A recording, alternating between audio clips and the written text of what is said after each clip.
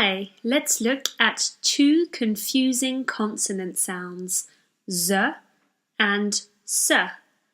I'm going to give you a series of words. In each pair, there will be the sound z and the sound s. Guess in which word the sound z appears and in which other word the sound s appears. 6. Zoo.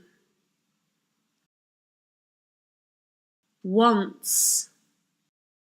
Bees. Music. Safety. Easy. Semicircle. Fixes. Magazine.